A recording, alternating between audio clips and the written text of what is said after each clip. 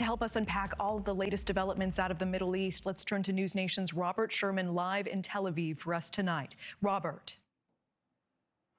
Hey there, Natasha. Well, tonight, Iran has a new supreme leader, and the seat of power is staying within the family. The eldest son of the Ayatollah Khamenei has been selected to take up the mantle of the new supreme leader, just the third in the country's history, who is known as the Shadow Prince, has deep ties with the Iranian Revolutionary Guard, as well as the Basij Force, which have been responsible for leading the crackdown on demonstrators inside of Iran itself.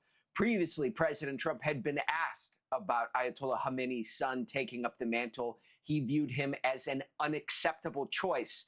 Nevertheless, Iran choosing to defy the president and choose the eldest Khamenei as the new supreme leader anyways. The defiance from Iran coming not just in the form of politics, but also militarily, with new rounds of strikes being carried out on Israel today. People on the ground here describe this as one of the busiest days that they have seen, and there are impacts and injuries across Tel Aviv. What you're looking at here is a street in which an impact was created. You see the car pushed to the side. According to health authorities, at least 6 people were injured on the ground there. Israeli officials believe that this was due to what they describe as a cluster munition, a warhead that explodes in the sky and rains shrapnel down.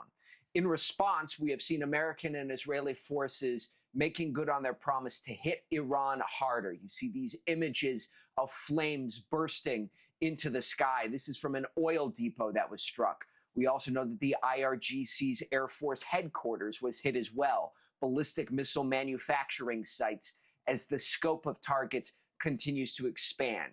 And for Israel, their second front with Lebanon has been highly active over the last 24 hours, telling everyone south of the Litani River in Lebanon to leave and move north, telling people in the southern suburbs of Beirut to get out, pounding those areas as much as possible, as we have seen a lot of activity in northern Israel in the last few days. Drone and missile attacks coming from Hezbollah in Lebanon are a very common daily reality up there. And Israel's message to the Lebanese government is clear.